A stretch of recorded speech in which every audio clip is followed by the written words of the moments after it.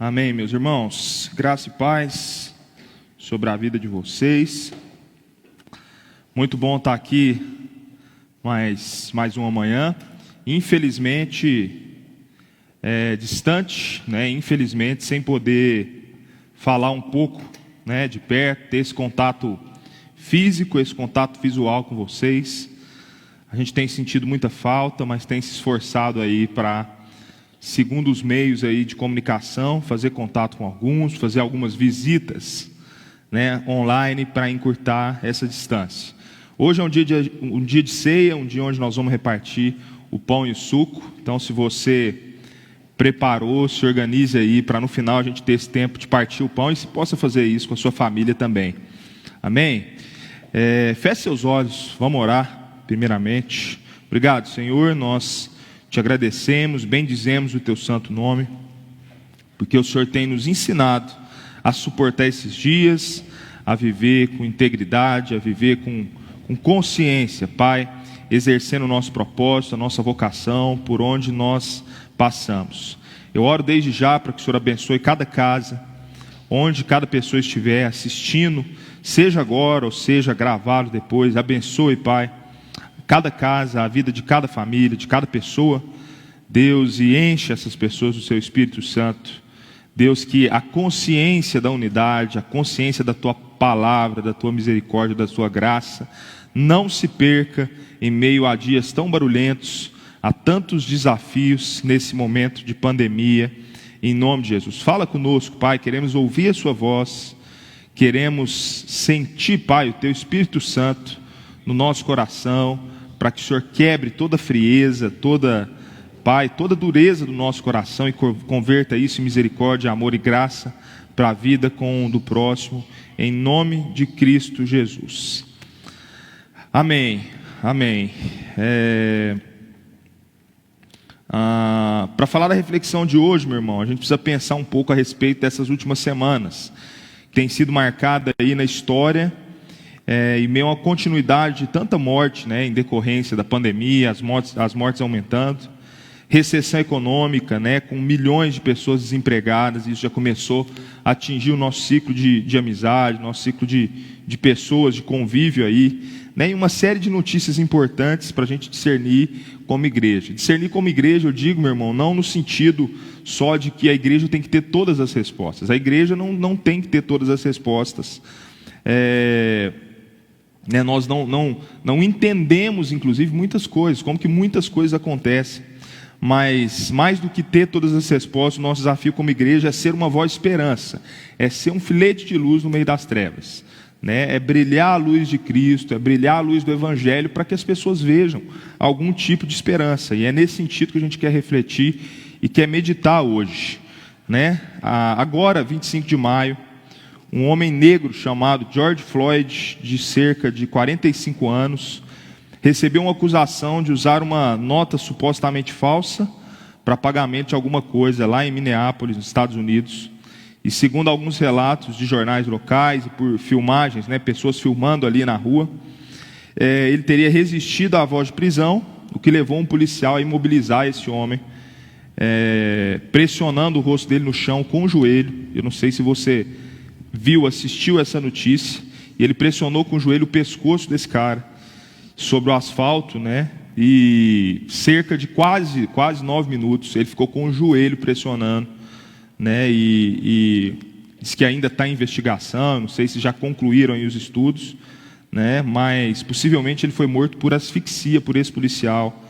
A cena é muito chocante para quem assiste ou assistiu o vídeo, ver ele segurando o rosto daquele homem por muitos minutos ali no chão, e por cerca de 3 minutos ali, as suas últimas palavras foram: não consigo respirar. Ele falou por várias vezes: eu não consigo respirar, por favor. Ele pede várias vezes, e o policial simplesmente ignora, o pedido desse homem, e ele acaba sendo possivelmente asfixiado aí. E esse não é o primeiro caso, esse tipo de situação nos Estados Unidos, não só nos Estados Unidos, mas no Brasil também, e aí, movido aí por um movimento que, traduzindo ao pé da letra, chama Vidas Negras Importam, é basicamente isso.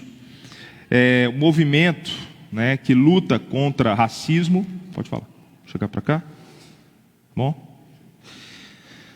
Um movimento que luta aí contra o racismo, e eles fizeram grandes movimentações aí de manifestação pelo mundo todo. E, enfim, o caos tem se estabelecido, porque ao mesmo tempo que manifestação existe, a pandemia se espalhando. Então, como diz Provérbios, as ruas estão muito barulhentas, e o nosso desafio como igreja não é simplesmente olhar para tudo isso e ter uma resposta, como eu disse, mas trazer uma voz de esperança em meio a esse caos. Outros casos, né, como de uma criança, agora esse mais recente ainda, de 5 anos, né, que supostamente também foi colocada por uma mulher no elevador, e que isso depois ocasionou aí a morte de uma criança, que ela apertou lá os números do elevador, foi para o andar e num certo lugar ela caiu, né, mas hoje eu quero me ater aí na reflexão de hoje a partir do grito do americano, né, negro, que foi agredido desproporcionalmente por esse policial, que tem ecoado pelos becos e vai ecoar pelos becos de muitos países aí no mundo, onde ele dizia: não consigo respirar. Eu vou usar esse termo para trazer algumas reflexões. E quero te convidar, vou tomar como base aí o texto de Tito. Abre sua Bíblia aí, no livro de Tito, no Novo Testamento, capítulo 3. O livro de Tito é um livro uma carta de Paulo endereçada a um dos seus discípulos jovens, assim como Timóteo, e ele trata principalmente sobre ordem e ministério da igreja. Então ele vai trazer algumas instruções para Tito, que tinha ficado incumbido por Paulo para cuidar da igreja de Creta. Então Paulo ele vai escrever com basicamente alguns objetivos, entre eles trazer instrução quanto à ordenação de presbítero. Então Paulo foi dar instrução para Tito a respeito de quem ele deveria ordenar, né? Também a respeito do cuidado com a sã doutrina, do ensino que Tito deveria preservar, de silenciar também os falsos mestres, né?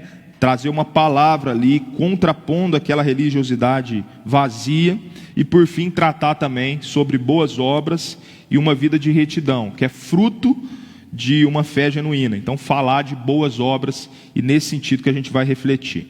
Então abre sua Bíblia em Tito, capítulo 3. Nós vamos ler a partir do versículo 3. Então diz assim: houve tempo em que nós também éramos insensatos e desobedientes. Vivíamos enganados e escravizados por toda espécie de paixões e prazeres. Vivíamos na maldade e na inveja, sendo detestáveis e odiando uns aos outros. Mas quando da parte de Deus, nosso Salvador, se manifestaram a bondade e o amor pelos homens, não por causa de atos de justiça por nós praticados, mas devido à sua misericórdia, Ele nos salvou pelo lavar regenerador e renovador do Espírito Santo, que Ele derramou sobre nós generosamente, por meio de Jesus Cristo, nosso Salvador. Ele o fez a fim de que, justificados por sua graça, nos tornemos seus herdeiros, tendo a esperança da vida eterna. Versículo 8. Fiel é esta palavra, e quero que você afirme categoricamente essas coisas, para que os que creem em Deus se empenhem na prática de boas obras. Tais coisas são excelentes e úteis aos homens. Evite, porém, controvérsias tolas, genealogias, discussões e contendas a respeito da lei, porque essas coisas são inúteis e sem valor. Quanto àquele que provoca divisões, advirta-o uma primeira e uma segunda vez. Depois disso, rejeite-o. Você sabe que tal pessoa se perverteu, está em pecado por si mesma, está condenada. Então essa reflexão de Tito aqui começa a partir de um problema que a igreja enfrentava na época, e Paulo vai trazer uma reflexão dizendo assim: olha, esses problemas, né, houve um tempo que nós também enfrentávamos, nós também vivíamos nessa condição. Então, assim como eles, nós também éramos assim. E Paulo vai dizer, né, éramos insensatos. E é interessante porque a palavra insensato, traduzida na etimologia do latim, vem de sensatus, precavido, né, dotado de bom senso, ou também de sensus, de percepção, de sentimento, né, de sentir, de sentire, né, com o mesmo prefixo de sentir. Então, uma pessoa insensata é uma pessoa que não sente, é uma pessoa que não se coloca no lugar do outro, não sente o que o outro está sentindo. Paulo vai dizer então, nós vivíamos assim, como alguém que não se colocava no lugar do outro, como alguém que não sentia a dor do outro, é o que Paulo vai dizer. Vai dizer também que éramos desobedientes, como pessoas sem reverência, sem submissão. Sabe aquela pessoa cheia de razão? Sabe aquela pessoa que não se submete a ninguém? A pessoa que se acha cheia da razão. Isso é igual com um filho, né? Se tem um problema que a gente precisa tratar em casa. Eu lembro muito bem do Vivaldo, quando ele disciplinava os filhos dele. Às vezes ele falava assim para a filha mais velha: filha, vai lá e faz tal coisa para sua irmã. E aí ele falava: não, pai, por quê? Eu não sou obrigado. Ele falava: não, agora você vai. Ele falava: por quê? Só porque eu estou mandando. Para você aprender que na vida você não é o dono do mundo, né? Que você precisa submeter alguém. E se tem alguém que aqui na sua casa é autoridade, é seu pai vai te ensinar a servir seus irmãos, a amar seus irmãos. Eu lembro disso que ele falava, isso ficou muito marcado em mim, que falava: nossa, se eu fosse filho desse cara, eu ia ficar muito botina com ele. Mas quando você percebe e vê o desenvolvimento da vida da Ana, você vê o quanto é uma menina dócil, quanto é uma menina, né, submissa aí a muitas pessoas, né, tanto aos amigos, aos irmãos, e ao mesmo tempo uma pessoa de opinião muito forte. E ele vai dizer, Paulo vai dizer assim: vivíamos enganados também por paixões e prazeres, ou em outras palavras, movidos pelo eu. Então Paulo está dizendo: olha, nós éramos insensatos também, nós não sentíamos pelo outro, nós éramos desobedientes, nós vivíamos conduzidos pelo nosso estômago, pelos nossos prazeres, pelas nossas vontades. Paulo vai dizer: nós éramos assim também, nós vivíamos também dessa maneira, movidos pelo eu, né? O eu, o meu ego, eu vivia de maneira egocêntrica, né? Movido pelo meu eu. Vivíamos na maldade, na inveja, né? Aquela coisa de não só fazer a maldade, mas viver na prática do mal, né? Paulo vai dizer, então nós também falávamos mal das pessoas, né? Tinha maldade no coração. E aí por fim ele vai dizer assim: éramos detestáveis e odiávamos uns aos outros. Ou seja, né, é aquele tipo de pessoa que ninguém quer estar perto, que ninguém consegue engolir, uma pessoa chata, uma pessoa que ninguém quer estar perto, uma pessoa cheia de inimigos. Então Paulo vai dizer, dentro dessa introdução que ele traz, ele vai dizer assim: nós éramos assim também, nós vivíamos dessa maneira, como essas pessoas, né? E aí, Paulo nesse capítulo 3 de Tito, e depois vale a pena você meditar no livro inteiro, tem um segredo, viu, meu irmão, para você desvendar e entender alguns livros da Escritura, é você pegar o livro e ler ele inteiro. É uma ótima oportunidade você começar por Tito, porque Tito tem 3 capítulos, né? Na minha Bíblia aqui, com a fonte menor, são 2 páginas de leitura. É bom para você entender o contexto todo que Paulo está trazendo e está dizendo. Então ele vai dizer que nós vivíamos assim, como essas pessoas insensatas. Mas ao mesmo tempo ele vai dizer assim: olha, e aí houve certo momento nas nossas vidas, na minha vida, Paulo vai dizer, uma transformação. E aí ele vai narrar um pouco dessa transformação, como isso acontece. Então ele vai dizendo assim: olha, houve um tempo onde também, então assim como nós vivíamos como essas pessoas, agora houve um tempo onde essa transformação aconteceu. Então isso não veio de nascença, isso não veio, né, por minha vontade própria. Então ele vai dizer assim: então houve um tempo também que houve essa transformação. Ele vai dizer lá, na verdade, no versículo 4, ó: mas quando da parte de Deus nosso Salvador se manifestaram a bondade e o amor pelos homens. Então ele vai dizer, né, então quando Deus, da parte de Deus, ou segundo a vontade de Deus, não segundo a vontade dos homens, né, Deus se manifestou, essa transformação aconteceu. E aqui é importante a gente entender que essa transformação de pessoas insensatas para pessoas sensatas começa a startar da parte de Deus. Essa transformação vem da parte de Deus. Então é interessante porque tem algumas pessoas que acham que, eu falando com um amigo esses dias a respeito de regeneração, que é uma transformação promovida por Deus, né? Ele até brincou assim: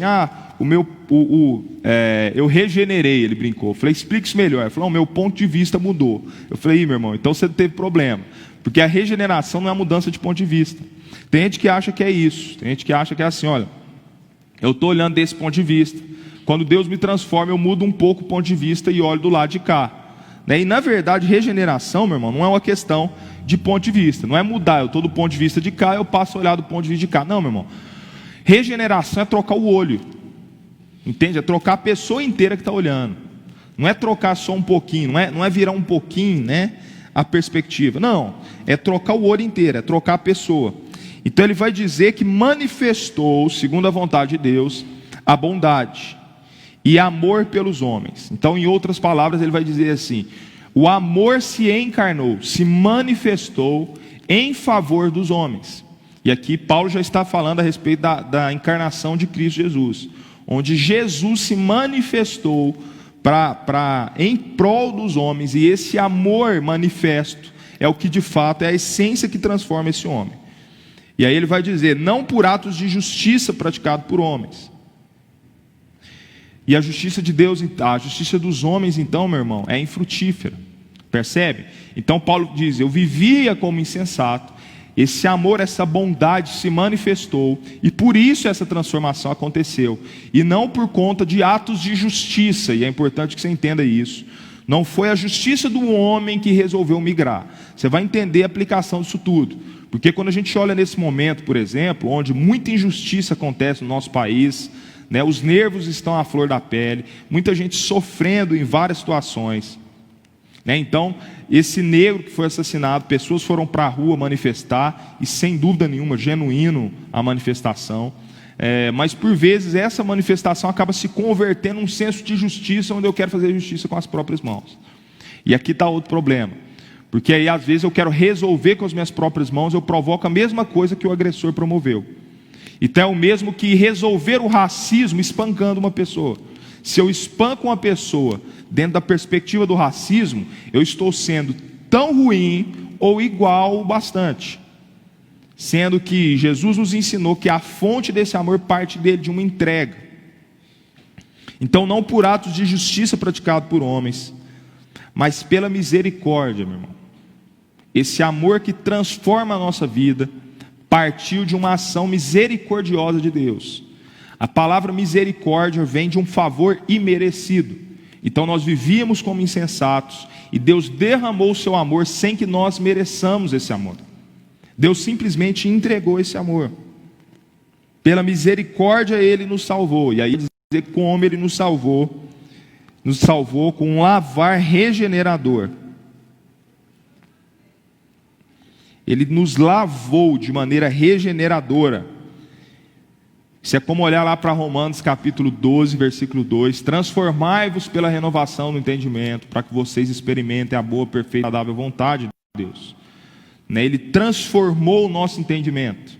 Ele nos lavou com o seu sangue derramado na cruz do Calvário. Esse sangue nos lava, nos limpa, né? E não só nos lava e nos limpa, mas nos transforma também, né? Nos transforma do Espírito e por meio de Jesus. Então, no lavar regenerador, né? Versículo 5, né? Então, não por causa de atos de justiça por nós praticados, mas devido à sua misericórdia, Ele nos salvou pelo lavar regenerador e renovador do seu Espírito.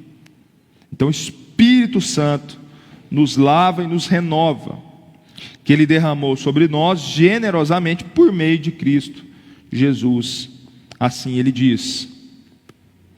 E é interessante porque quando a gente olha essa reflexão, esse paralelo de Paulo, como éramos insensatos e agora nós somos lavados, regenerados, renovados, transformados, porque se a gente fizer um paralelo com os dias que a gente vive hoje, acontece da mesma maneira. Também, né, houve um tempo onde nós também vivíamos assim, como insensatos, como pessoas, né, insensatas. E aqui a reflexão que eu quero trazer, a partir dessa introdução que eu fiz, desse homem, desse americano, que foi assassinado, é que o insensato é aquele que não sente. E a minha dúvida que fica aqui é de fato, porque o grito desse homem, não consigo respirar, a dúvida que eu fico é de fato quem que não está respirando. Presta atenção. Se é o cara que morreu ou se é o policial. Porque o insensato é aquele que não consegue, aquele que não sente. Para mim, se tinha alguém vendo aquele vídeo que não conseguiu respirar, foi aquele policial. Ele não consegue respirar. Ao ponto de não sentir a pulsação de outra pessoa. O cara ficar 8 minutos, mais de 8 minutos, com o joelho em cima do pescoço do cara. O cara gritando, até com a voz sufocada, que não conseguia respirar, e esse policial não sentiu o que esse cara sentiu. Então, se tinha alguém que não conseguia respirar ali, era o policial, meu irmão. Esse cara está morto. De mesmo no exercício da sua função, tendo já imobilizado um cara, asfixiar esse cara brutalmente, e o interessante assim, na frente de todo mundo, as pessoas pedindo para ele soltar, que o cara estava sufocando, o cara não soltou. Então, se tem alguém para mim que não conseguia respirar, foi esse policial, ao ponto da pulsação dele não se conectar com a pulsação do outro cara, e ele perceber que ele estava matando o cara a sangue frio ali na frente de todo mundo. O homem que morreu, ou o policial que não sentiu a pulsação dele? E aqui eu quero já trazer uma reflexão, viu, meu irmão? A polarização política partidária. Fique esperto. Cristão não foi chamado para matar o outro por causa de política, não. Jesus Cristo está pouco se lixando com sua posição partidária. Por isso você nunca vai vir de púlpito aqui a gente dizendo se nós somos de direita, de esquerda, de partido, ou de... Não é o nosso papel. Eu tenho uma posição pessoal. Mas esse púlpito aqui, concedido pelo nosso Senhor Jesus Cristo, não foi feito para fazer campanha política. O dia que você vê a gente pondo um político aqui para fazer campanha interna, porque o conselho dessa igreja perdeu o senso, nós ficamos insensatos. O evangelho, meu irmão, é muito maior do que qualquer partido e lado político. Jesus Cristo não levantou bandeira de nada. Se você quiser encaixotar Jesus, já vi gente tentando fazer isso. Se Jesus era socialista, se não era, se era de esquerda, de direita, eu vou te falar uma coisa. Jesus não cabe em lado. Jesus não cabe em rótulo. Se você juntar tudo aquilo que é a essência da política, genuína, verdadeira, amorosa, Jesus tinha todas as coisas. E tudo aquilo que não presta, que a gente tem assistido na TV, ou dentro da nossa própria cidade, aquele tanto de vereador corrompido, Jesus Cristo não tinha nada a ver com aquilo. Não é à toa que Jesus não fundou um partido. Jesus revelou o reino de amor dele.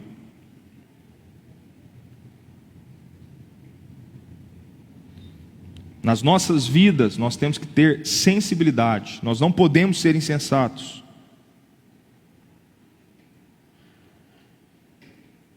E às vezes é o que mais está faltando para um cristão. Nas discussões, às vezes, da própria internet. Volto a dizer, não é questão de posição. Você precisa ter sua posição. Mas nós precisamos de mais sensibilidade, sentir aquilo que as pessoas estão sentindo. Eu recentemente tive um choque de realidade com a questão racial. Eu que por vezes fui um cara cheio de discurso com relação a racismo. Levei minha filha numa escola particular, minhas filhas, para estudar se aquela escola seria uma escola adequada para elas. Isso ninguém me falou não, meu irmão, eu vivenciei. Aí a coisa muda de figura. Quando eu cheguei na escola, eu olhei algumas salas onde possivelmente elas poderiam estudar, e não tinha um branco lá. Ou melhor, não tinha um negro, só tinha branco. Nada contra branco, até porque eu sou um deles. Mas assim, que me deu um frio na espinha, assim, sabe? Deu. Porque eu vi que alguma coisa estava um pouco desregulada. E aí, de repente, eu ministrei para mim mesmo. Falei, não, isso é coisa da minha cabeça, não tem nada disso não vai sofrer com isso não, porque, afinal de contas, minha filha é negra e está aqui. Só que ao mesmo tempo veio na mente, falou, pois é, ela está aqui, mas ela foi adotada, né? Então, assim, mas não é, né? Então, quando a coisa passa na nossa pele, meu irmão, o papo muda. Nosso discurso muda.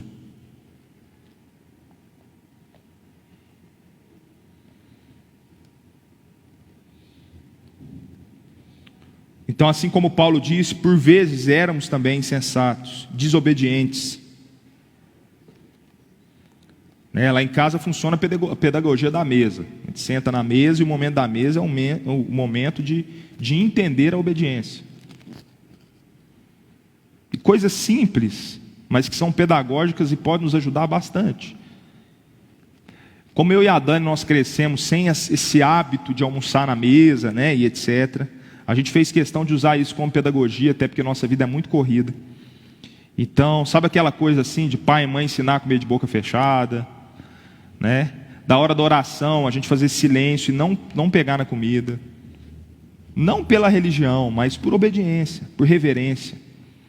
Aquela coisa de não poder ficar dando gargalhada na hora da oração. Sabe assim? Coisas que nos ensinam a ter um mínimo de temor com uns com os outros e com Deus. O respeito uns com os outros. Paulo vai dizer, vivíamos enganados por paixões e prazeres, movidos pelo eu. Nós também vivíamos assim, meu irmão. Vivíamos na maldade, na inveja, na prática de pensar mal do outro. Assim como Paulo falou, nós também vivíamos nessa condição. Pensando mal. Detestáveis. E se odiavam uns aos outros. Como eu disse, né? Então, nós também vivíamos nessa condição. Onde causava encrenca por coisa à toa. Era detestado por muitos. Andava com um monte de inimigos por perto. E assim como em Paulo, né? Paulo narrou ali, houve essa transformação. Nas nossas vidas também houve essa transformação. E esse é a palavra de esperança que Jesus tem para as nossas vidas, meu irmão. Por meio da misericórdia de Deus, por um favor imerecido que nos alcançou, Ele nos lavou, né, o lavar do Espírito Santo, do amor de Jesus sobre as nossas vidas.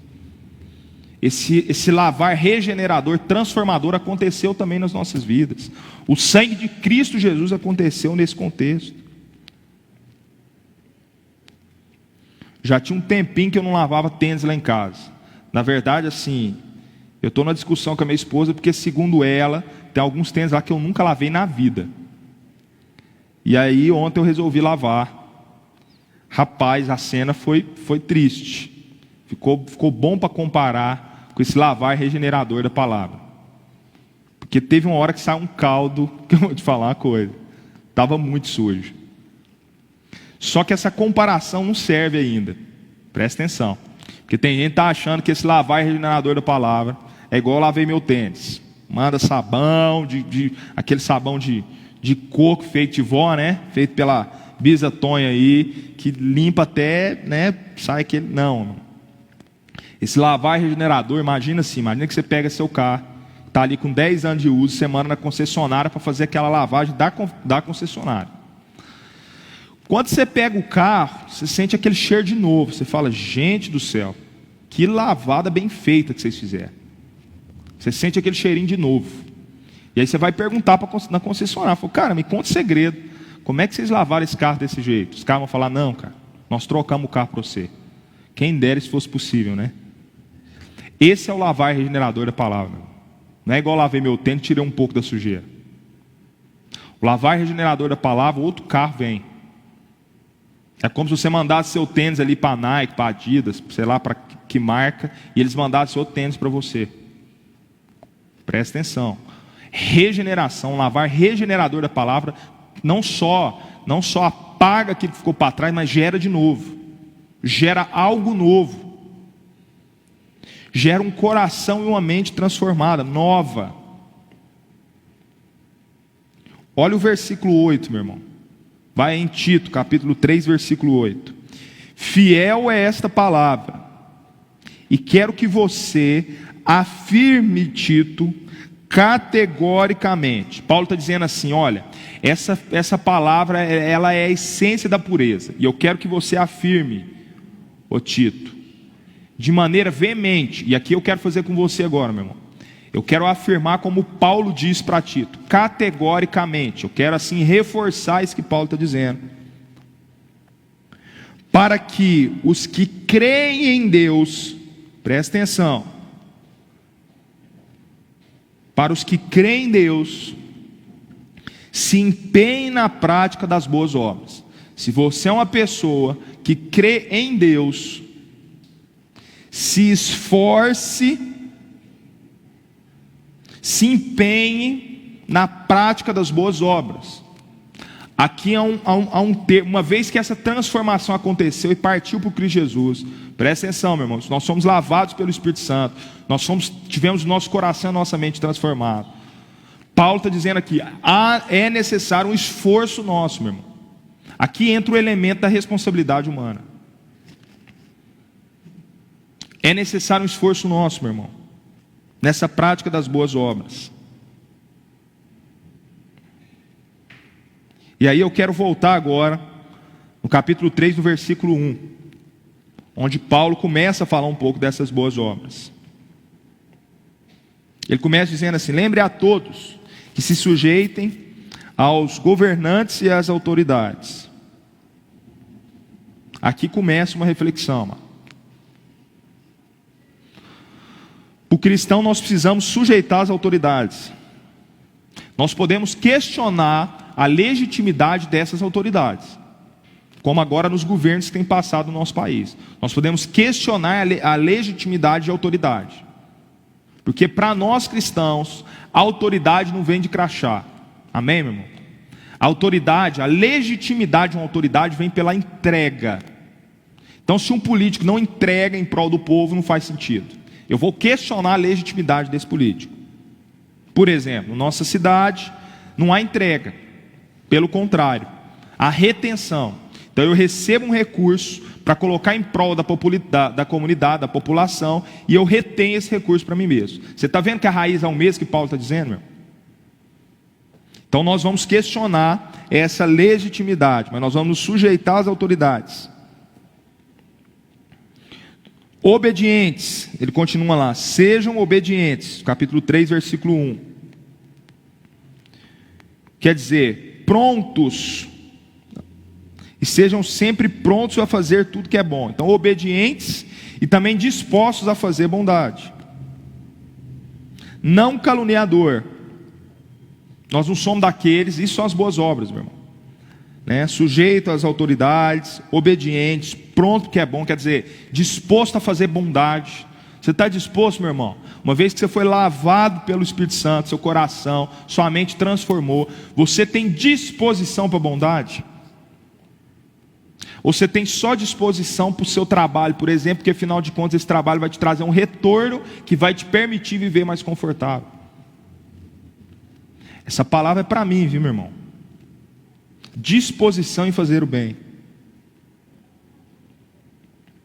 Não caluniador. Uma vez que essa palavra nos lavou, que esse Cristo nos lavou pelo seu Espírito, nós não somos aqueles que ficam falando mal das pessoas.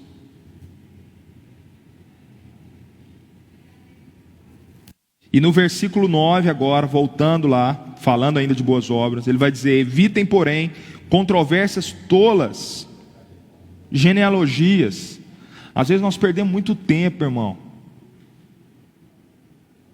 Eu já contei um caso de uma pessoa que estava falando, porque não sei o quê, e Bolsonaro, e papapá, e batendo até no Bolsonaro, e faz sentido, diante de tudo aquilo que a gente tem enxergado, pelo menos do meu ponto de vista, questionar a legitimidade.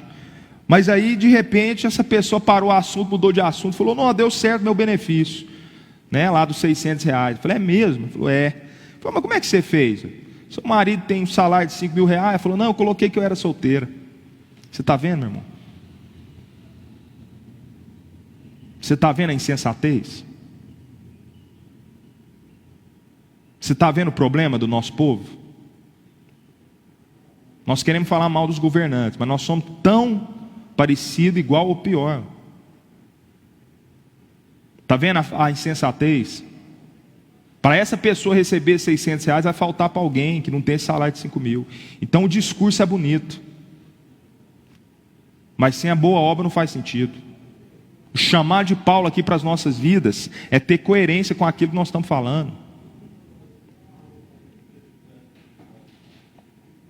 Evite, porém, controvérsias tolas, genealogias, discussões, contendas a respeito da lei. Se a gente às vezes ganhasse tempo compartilhando com pessoas, gastando tempo com pessoas naquilo que realmente importa, a gente não ficava perdendo tempo batendo cabeça sobre política às vezes. E às vezes eu não quero falar na perspectiva de compartilhar ou ouvir, não. Eu quero pôr goela abaixo a opinião que eu tenho a respeito de alguma coisa. Porque essas coisas, olha o que Paulo vai dizer, versículo 9, essas coisas são inúteis e sem valor. Onde você tem gastado algo precioso na sua vida, que é o seu tempo, irmão? Com coisas inúteis sem valor? Ou de fato cumprindo a sua vocação e seu propósito?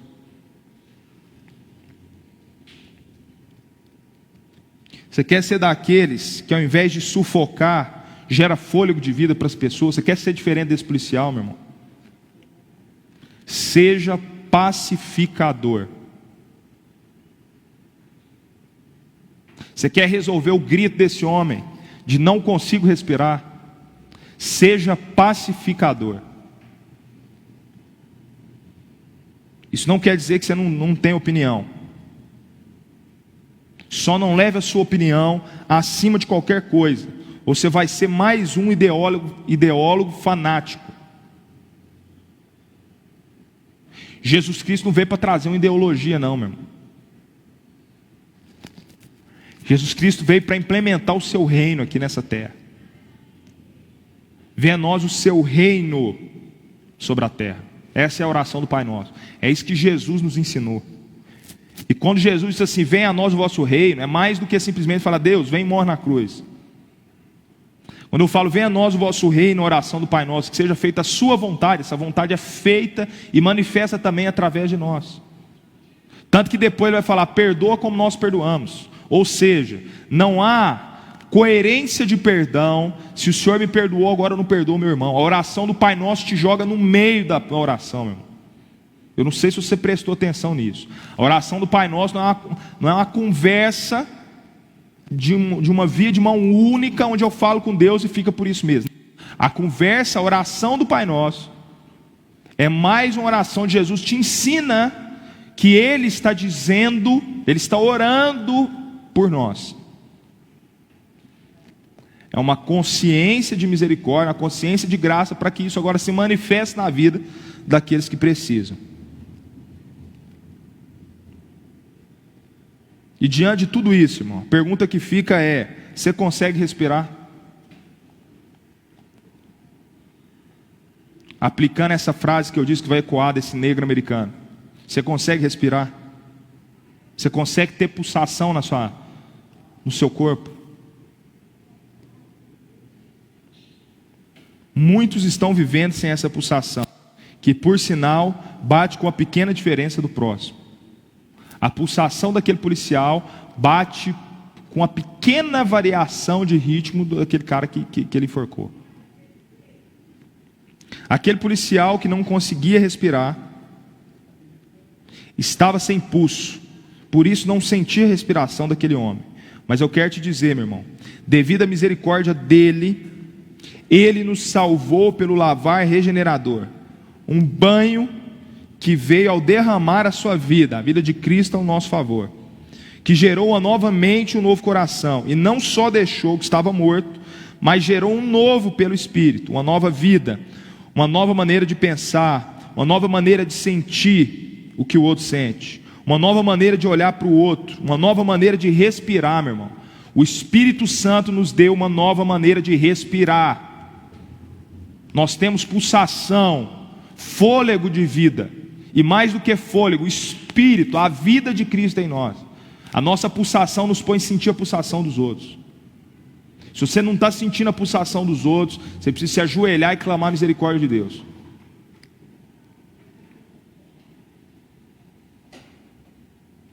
Que alinha a pulsação, nossa pulsação com a de Deus e do próximo. Eu não consigo respirar, foi o que aquele cara disse. Eu aproveito aqui a ocasião para reforçar que nós, enquanto comunidade Repartir, repudiamos qualquer ato de racismo e discriminação por raça, cor, religião ou até opinião, viu, meu irmão? Nós repudiamos isso. Isso não condiz com o Evangelho. E eu termino essa reflexão com um trecho aqui emblemático, um discurso de um grande ícone cristão que deu a sua vida em prol da causa, né, que na verdade lutou a favor da igualdade.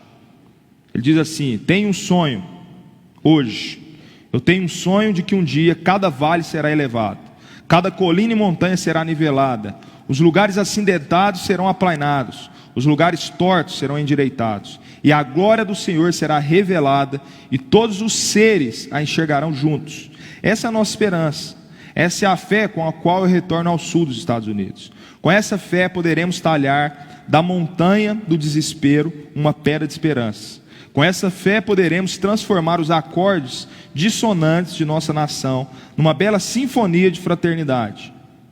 Com essa fé podemos trabalhar juntos, orar juntos, lutar juntos, ir às cadeias juntos, defender a liberdade juntos, conscientes de que seremos livres um dia. Trecho aí de um dos discursos mais relevantes no mundo, de Martin Luther King. Que essa reflexão, meu irmão, te leve a um estado contrário do policial americano e te faça respirar. Amém? Que o Espírito Santo de Deus possa alinhar a pulsação de Cristo com a sua pulsação, para que ao invés de sufocar as pessoas, você possa trazer esperança e fôlego de vida para elas. Amém? Vamos ter um tempo de ceia agora. Se você preparou, pega aí o seu pão, o seu suco. Se você não preparou, uma dica que eu te dou, meu irmão: quando tiver ceia, sempre no primeiro domingo do mês, programa, compra com antecedência. Se você não tiver, pega em casa, pega um suco. Ah, Marco Túlio, posso fazer ceia com bolacha? Pode, meu irmão, está tudo certo. Só que os elementos da ceia são importantes. Senão Jesus tinha falado, pega qualquer coisa de comer. Não, é importante a gente lembrar do pão, assim como Ele nos ensinou, né, que representa o seu corpo. É importante pegar um suco de uva, porque aquilo simboliza o vinho. Aquilo é pedagógico, para nos lembrar que nós estamos bebendo o sangue de Cristo. É importante para as crianças verem o suco, para quando elas olharem a imagem de Cristo derramado na cruz, elas possam, né, ter uma similaridade ali daquele sangue com o suco. É importante os elementos, é pedagógico, tá? Então, prepare aí para você celebrar isso juntos. Vem cá, Abel, faz comigo aqui.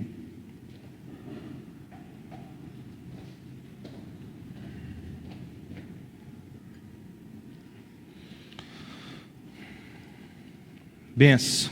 Então vamos orar. Pega seu pão aí. Obrigado, Senhor. Nós queremos clamar a misericórdia do Senhor, Pai. Deus, não há tempo mais assim para não ter essa pulsação, para que a nossa respiração esteja dissoante com a sua respiração, Pai. Nós queremos respirar como o Senhor respirou na cruz do Calvário, com uma consciência da entrega pelo próximo, de uma vida derramada em favor do outro. Deus, tem misericórdia. Tem misericórdia daqueles que têm vivido como esse policial. E tem misericórdia de nós, Deus, que por vezes temos sufocado as pessoas, a nossa família. Às vezes nós sufocamos a nós mesmos. Nos lembre, Pai, de que o Senhor se entregou na cruz do Calvário. Por isso nós celebramos, partindo esse pão, uma entrega do Senhor que nos fez respirar. Em nome de Cristo Jesus. Muito obrigado. Te damos graças por esse pão, pelo seu corpo entregue na cruz do Calvário, em nome de Cristo Jesus. Amém. Parte seu pão aí.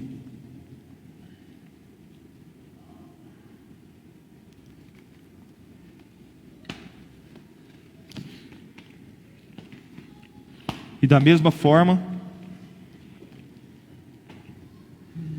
ele tomou o vinho, que simboliza aí o seu sangue derramado em favor de nós. Anabel, dá graças aí. Amém. Que esse seja mesmo o sangue que transformou o nosso entendimento, transformou a nossa consciência, nos regenerou, foi derramado em favor de nós, para que a graça do Pai pudesse chegar até nós. Que o Senhor continue a nos lembrar, dia após dia, que esse foi o sangue que nos limpou, que nos lavou, nos purificou de tudo que a gente tem como sombra de uma natureza caída e depravada. E o Senhor nos trouxe paz por meio desse sangue que foi derramado, para que o teu nome seja exaltado e que para todos te conheçam. A tua palavra diz que todo joelho se dobrará e toda língua confessará aquele que derramou esse sangue em favor de nós. Amém. Que a gente possa beber desse vinho, desse suco, com essa consciência, com essa memória de que a gente foi resgatado e que somos agora uma grande família de Cristo Jesus. Amém. Amém. Amém, meu irmão. Parte aí com quem você tiver, o suco.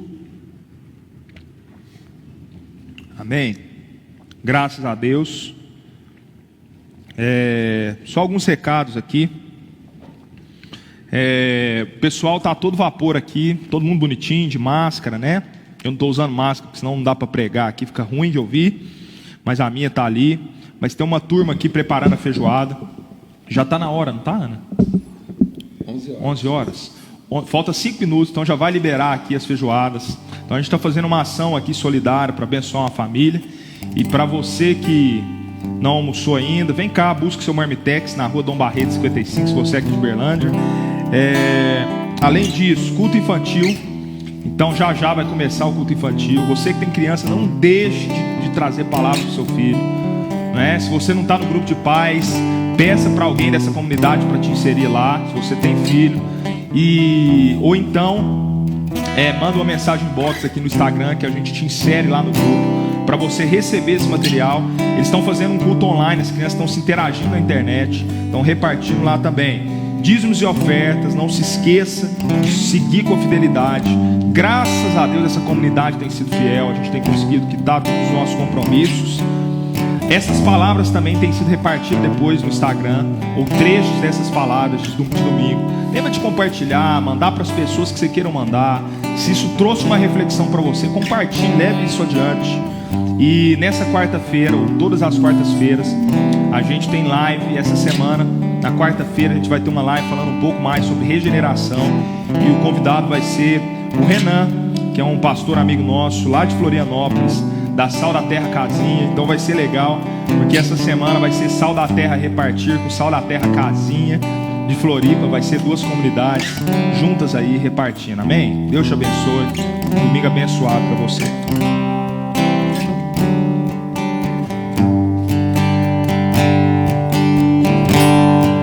Ele é minha força, minha canção, meu Salvador. Seu braço forte me conduz pra vencer.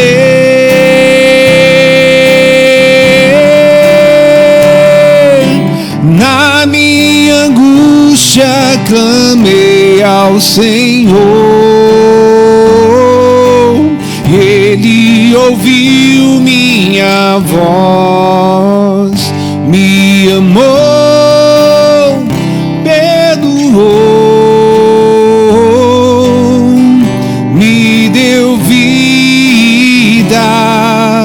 Bendito seja teu nome, exaltado para sempre.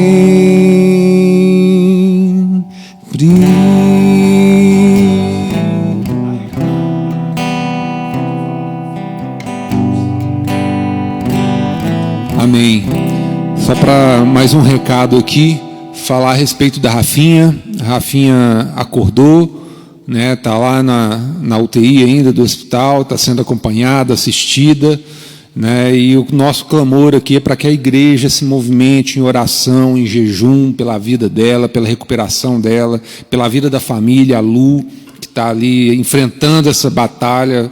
É uma batalha que a gente sabe que não é simples, não é fácil, mas ela é fundamentada em Deus, porque é Deus que gera esperança nessa família, para que eles possam suportar o dia mau e ter consciência de que Deus está trazendo a Rafinha para perto cada dia mais, para que tudo aconteça segundo a boa vontade dele. Em nome de Jesus a gente ora. Um abraço.